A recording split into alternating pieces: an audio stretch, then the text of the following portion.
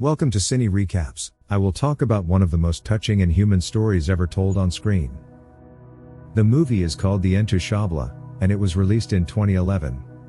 It is a comedy drama based on a true story, which makes it rather unique. Beware of spoilers, grab your beverage of choice, and enjoy yet another original Cine Recap. Before diving in, I highly suggest you subscribe to the channel. And why not? Maybe hit the like button. This would help me immensely. Thank you. The movie starts showing Driss chauffeuring his boss Philippe through Paris one late night. When standing in line for traffic becomes too monotonous, Driss starts driving very fast, exceeding the speed limit, while dodging other vehicles and disregarding traffic signs. The police start to chase him, and Driss bets €100 that he can escape them. However, after driving beneath a bridge, the police finally catch up with him by ambushing them from both sides. Driss doesn't appear overly concerned, and this time he stakes €200 that he can make the police escort him. When the police force him out of the car, he starts acting irritated, and claiming that this was an emergency, because Philippe needs to be taken to the hospital. When the officers approach Philippe, they witness him convulsing, which is also an act, and they also spot the wheelchair in the car, which make his acting quite real. The police excuse Driss for exceeding the speed limit, and offer to escort him to the hospital. Driss plays September by Earth, Wind and Fire to celebrate winning the bet, and as soon as the police leaves them at their destination, he shares a cigarette with Philippe. Before the hospital staff arrives, Driss drives away. The friendship between Driss and Philippe has been going on for a while. Interviews are being conducted by Philippe and his assistant Marie-Laure to find a new caregiver for him, but things aren't going well, because all of the candidates have very generic or odd responses to the interview questions. The two are for sure caught by surprise when Driss comes in, disregarding the fact that it isn't quite his turn yet. He only wants some paperwork signed, stating that they won't hire him, so he can receive unemployment benefits. Despite his impolite demeanor, even making advances to Marie-Laure, Philippe finds Driss funny and invites him to return the next day to pick up his documents. Driss returns to his modest home in the neighborhood and tries to take a bath as his younger siblings bother him. Thanks to the help of his wise older sister Mina, and Driss can finish his bath. He sees through the window his brother Adam getting out of a likely criminal vehicle as he awaits for his mother to get back home. Driss is even more certain that the kid is involved in something when he enters the apartment claiming he was at school, takes his bag and leaves once again. When his mother shows up later that day, Driss gives her a Fabergé egg that he had stolen, and in response to her questions he tells her he had been on vacation. She is not pleased to see him though, because he went missing for 6 months without even giving a call, and now he has popped out of nowhere as if her house were a hotel. She throws him out and warns him not to get back, because she is so fed up with all of his lies and she has other kids to take care of. Driss spends the evening with some neighbors, smoking and eating junk food. The following day, the housekeeper, Yvonne, meets Driss when he returns to Philippe's residence to pick up his paperwork. She gives him a tour of the property, describes Philippe's daily routine, and shows Driss the room with private bathroom that he would be given. Driss can't help but stare at the bathtub. When brought to visit Philippe, Driss not only receives the signed papers, he also receives a job offer. He needs to pass a 1-month trial, and Philippe bets that he won't last more than 2 weeks. After having brought his belongings to his room, Driss is instructed on how to care for Philippe. He has to learn how to put him in the wheelchair, keep his legs active, and assist him with bathing and getting dressed. Things become unpleasant when Driss learns that he must put on some high stockings and even clean him after Philippe uses the restroom. But despite his protests and vows to refuse, he eventually accepts those duties as part of his employment. Later that night, when he's enjoying a snack on the roof, Philippe's daughter Elisa and her boyfriend Bastien, who are looking for a private place to make out, interrupt him and even ask him to share his beer with them. He kicks them both out. Even though he first makes some mistakes that he learns from, such handing Philippe the phone instead of placing it on his ear, or forgetting the baby monitor while taking a bath, Driss rapidly adjusts to Philippe's daily schedule. He is allowed to open the majority of the letters for Philippe, but there are a number of private ones he isn't permitted to look at. He also learns to sort his mail into distinct folders.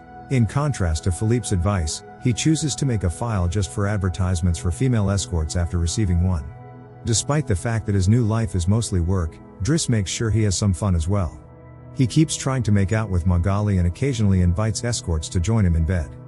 After calling him out for being late one morning, Yvonne enters his room and discovers some potentially harmful items in his backpack. Philippe needs to be driven around today, but Driss refuses to load him into a truck like he was a cargo. Instead, he takes Philippe in one of the posh automobiles that rarely gets used. Although Yvonne continues to disapprove, Philippe quickly becomes enthusiastic at the prospect of a faster, less boring ride after initially thinking this is inappropriate. When they attempt to exit the building, a neighbor is already parked in front of the entrance, ignoring the warning sign. Driss is an action taker. He grabs the man by the front of his shirt, yells at him until he moves the car. His actions impress Philippe, but Yvonne disapproves once again. The two visit a museum where Philippe intends to purchase a work of art. Driss believes is completely unworthy, because it is merely a red splotch on the canvas. Soon after that, Philippe meets with a relative who informs him that everyone is concerned about Driss since he has a history of violence. He has also learned that he has a criminal record, but Philippe doesn't care because Driss doesn't feel sorry for him. On the contrary, he makes jokes, and entreats him like a normal human being. Driss and Yvonne have dinner in the kitchen while Philippe dictates a letter to Magali after another failed attempt to hit on her. Yvonne switches off the baby monitor, saying it's a private talk, and starts outlining what's happening. The letters Philippe wouldn't allow Driss to open were from a woman named Eleanor, with whom he has penned friends. But he has never actually met Eleanor, their communication is only through letters. Speaking of love, Driss makes fun of Yvonne for getting frequent stares from the gardener. He's trying to fall asleep when the baby monitor starts making strange noises. Philippe is having problems breathing. Driss enters his room to gently guide him through the attack with calming words and a wet cloth to wipe his face. Philippe ultimately falls asleep, but a few minutes later he wakes up once more claiming he needs air. This time, Philippe is placed on the wheelchair by Driss, who immediately wraps him in blankets and takes him for a walk by the river. Philippe tells Driss that this is the first time in a very long time that he has seen Paris at night. He goes on explaining that he occasionally feels phantom pain because the medication can only do so much for him. Philippe also acknowledges that due to his circumstances, he is unable to sexually please a woman. However, because his ears are sensitive areas, he can still get some gratification while having them massaged. Since the phantom agony threatens to return, Driss shares one of his joints with Philippe, who is initially dubious but ends up liking it. After that, they go to a restaurant. They have a really good time, laugh during dinner. Philippe opens up and starts speaking more about his life. His wife and he met while they were both students, and soon after they were wed, she suffered 5 miscarriages. An incurable illness was diagnosed to her. They adopted Elisa at that point. Philippe's love for competitiveness, extreme sports, and speed led him to paraglider practice. It was exactly while paragliding that he crashed and broke his vertebrae, because of the bad weather conditions. He still believes that his actual handicap isn't the chair but rather living without his wife. After some more talking and cracking jokes, Philippe realizes that Driss has successfully completed his 1-month trial and is now officially employed. But he must first return the Fabergé egg he stole, because this is a gift his wife. She would have given him one every year, and he now possesses exactly 25 of them, which corresponds to the length of their marriage. The following day, Driss approaches Mina as she is leaving school. She is a little annoyed because he hasn't responded to her messages other than to ask her to seek for the egg. She also informs him that the police have been calling their house. He then goes to see Adama, who admits that he was caught carrying 30 grams on him. Adama declines Driss' offer to take him out to lunch and gets on the same vehicle he saw through the window while at home. Philippe dictates a letter to Magali for Eleanor. Driss is allowed to stay. He finds Philippe's style to be extremely dull and feels that he should be more direct. He is also perplexed to learn that this has been going on for 6 months with no image exchange. When he sees her phone number on one of the letters, he takes it as a sign and gives her a call, forcing Philippe to pick up the phone and finally speak to her in person. Since their talk goes so well, Philippe calls her frequently now, even before they attend the opera, where Driss giggles and makes fun of the stage clothes.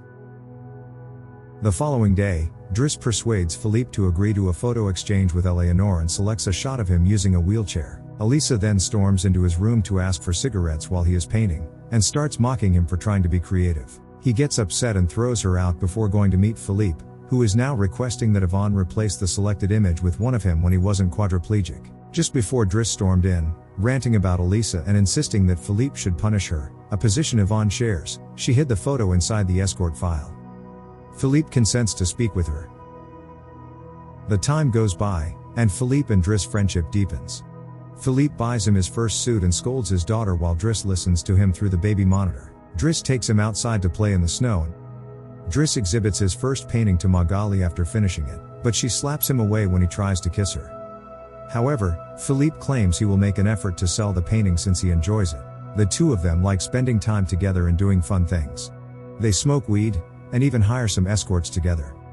When Philippe's birthday finally arrives, he isn't so happy about that. Every year, he has to meet with all these relatives who only visit him on the date to make sure he's still alive while pretending to be overwhelmed by the party they throw him. It will all be quite dull, says to Philippe. Driss searches for Elisa in her room while Philippe and the other guests listen to some live classical music. He finds her crying on the bed. She had taken some of Yvonne's medicines, which didn't kill her as she had expected. She wants Driss to speak with Bastien, who she believes is the cause of her sadness because he dumped her and called her names. Driss agrees to do so, but not for free. In the meantime, Philippe manages to persuade a relative to purchase Driss artwork for 11,000 euros. When Driss returns to the dining area, Yvonne tells him that although Magali is in a relationship with a guy called Fred, the relationship seems to be in quite stormy weather. This information gives Driss optimism. Philippe forces Driss to listen to some of the most significant pieces of classical music history as the celebration starts to wind down, but he can only make some jokes in response. When the band has finished playing, he brings his iPod and plays Boogie Wonderland by Earth, Wind and Fire, and he starts dancing in the middle of the room.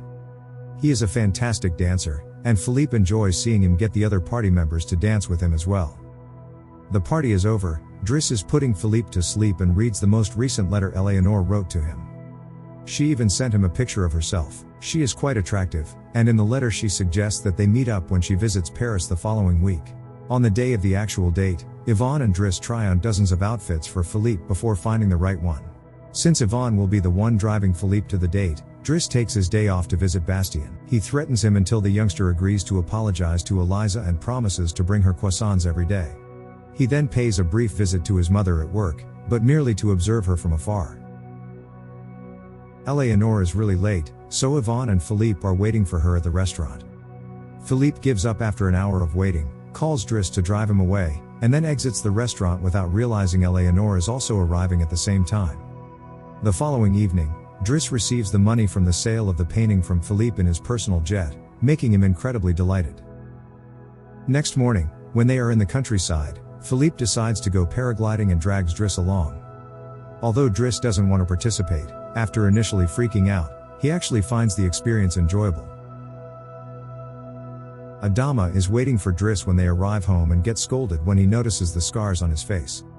Though Adama continues to refuse to tell Driss what is going on in his life, the doctor makes him wait in his room while he contacts Mina to reassure her and puts Philippe to bed. But Philippe hasn't yet fallen asleep.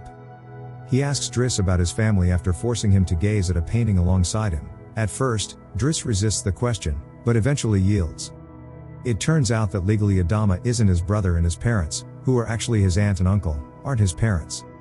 His original name is Bakari Basari, but because other children had that name, they nicknamed him Idris, which later became Driss. They brought him back from Senegal when he was 8 because they were unable to have children. When his uncle passed away, there were other men and more children, and one day his aunt suddenly became pregnant. Philippe points out that Adama needs to be disciplined, just as Driss had spoken to him about Elisa, so he fires Driss so he can be with his family because he can't spend his entire life caring for an elderly guy. The following morning, when Bastien brought his usual croissant and has styled his hair better, Driss packs his luggage and prepares to go. Magali arrives to say her goodbyes, and when Driss makes one final attempt to woo her, she introduces him to Fred, which is short for Frédéric. It turns out that Magali isn't interested in males, so Driss quits up right there and then. Giving the baby monitor back to Yvonne as he leaves the house, he makes fun of her for lying to him about Magali to play a practical joke on him. She gives him the escort file he had begun in exchange, and he is unhappy to see that the image he had selected is hidden inside. Although Driss discards the file, he keeps the picture for himself. Once outside, he discovers a car blocking the entrance once more. Despite the fact that the driver no longer works there, he requests that he move the car. Driss claims that it is a question of principle when Adama calls him out on it. In the meantime, Philippe is eating his first meal with his new babysitter, who is stuffy and monotonous, and chooses to leave without even taking a mouthful. A few hours later, the two brothers go pick up their mother at the station. Meanwhile, back at the house, no one is around to chastise him because Yvonne is out on a date with the gardener. Driss returns to his previous lifestyle as time goes on. He rejoins his old buddies and urges the men in the suspicious automobile to stop bothering Adama. He succeeds in impressing the interviewer when he attends one for which he lacks the necessary expertise by referring to himself as pragmatic and making use of all the art knowledge he picked up while working for Philippe. As a result, he is hired as a driver. Philippe is still in a bad mood and continues to detest his new caregiver. When he refuses to accept help from anyone in the house one night, Yvonne immediately calls Driss and asks him to come and help them. This is when the movie goes full circle with the beginning scene, with the police chasing them and then escorting them to the hospital. Following that little journey, Driss takes Philippe to the coast, where he is able to relax after seeing the water. Later, Driss trims Philippe's excessive beard and takes him to a restaurant for lunch, but he leaves early because Philippe will have company today from someone else. Driss wishes him luck and eventually gives him back his egg before departing. Philippe begins to worry about being alone until he realizes who his date is, Eleanor, who is overjoyed to see him and doesn't mind the chair at all. The actual Count Philippe Pozzo di Borgo, who is remarried and has 2 daughters, currently resides in Morocco. The real Driss, who goes by the name Abul Yasmin Selu, is married with 3 kids and has his own business. Even today, the friendship between the 2 men is still strong. Make sure you subscribe to the channel and turn on the notification bell to make sure you don't miss other fantastic cine recaps like this. I really thank you for watching. Take care and see you next time.